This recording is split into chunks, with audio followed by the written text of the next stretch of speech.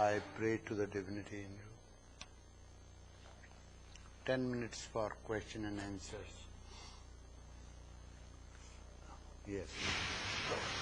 Two questions in regards to... First of all, where were you? You took appointment from me and went away somewhere else. Yes. That's news to me. You went there and both. You are not together, but you went away. Okay, tell me. I have to collect myself now.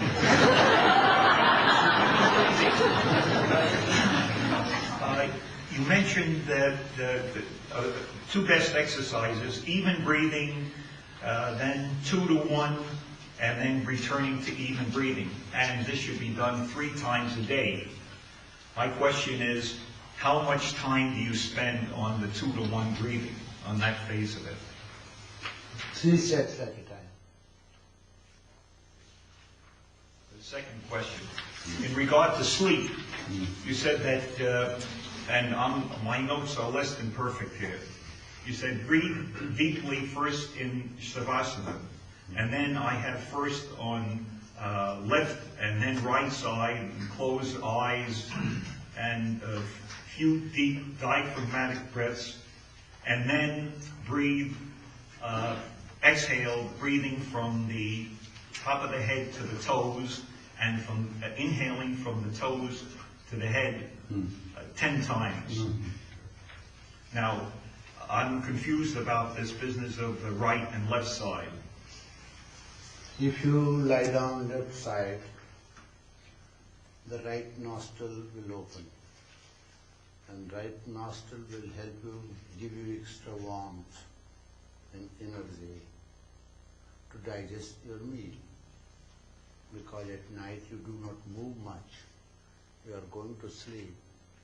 Many people have habit of eating late, and those who eat late and then go to bed, it's very injurious. So it helps in digesting the food. As in the West, there is a system of drinking that is appetizer. Not over drinking, little bit drinking wine was considered to be appetizer. Then they took their meal and they would do dance because the countries are cold. They cannot go outside for walk. So they found out a way of gentle exercise in which both partners could participate. So in yoga science, there is something you do not need any partner. You don't need any appetizer. You eat your meal 4 hours before you go to sleep, 4 hours before you do sex. It's very important. Sleep doesn't matter, but sex. Sex should not be done. No one should indulge in sexual activity just after meal. That's very injurious. In fact, those who are intelligent people, they don't eat that day much, very light diet. Even if you don't, in the evening, food should be very light food. So first left side, so that right nostril opens, gives extra warmth in the body. Then right side, so that it gives rest to the heart. And then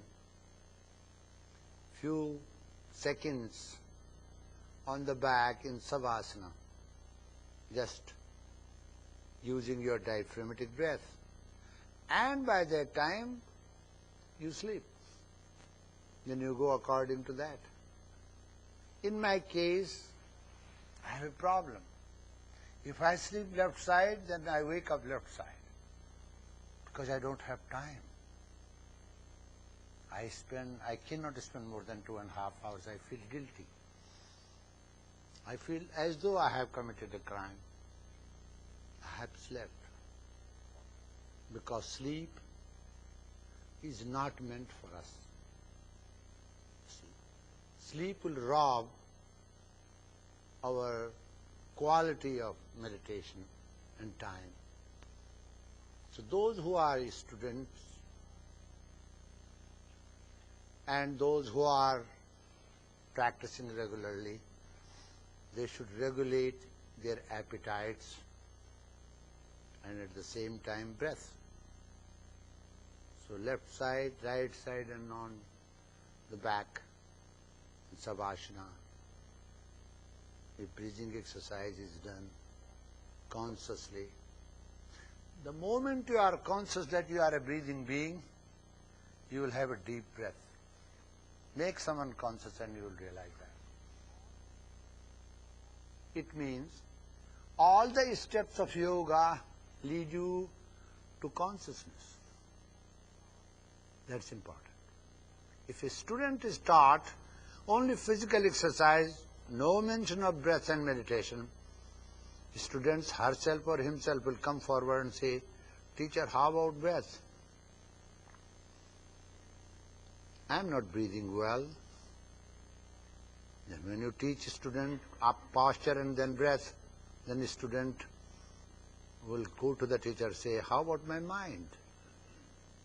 So actually, yoga means awareness in reality. So this is yogic sleep. In yogic sleep and ordinary sleep, please take your seat. The difference is either you go to sleep because it's time for you to go, whether you are feeling or not, and you do not know the technique how to sleep, then you go to sleep, and on the bed you toss and turn over and don't get sleep. You want to sleep because you are late, your partner is sleeping, you don't want to have lights and disturb her or him. Then, before you go, you should start doing it when you go to sleep. It's good not to go on thinking, allowing mind to roam around and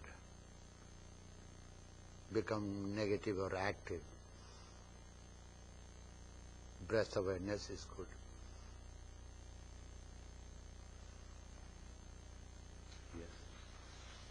Yes. Still you want to ask a question?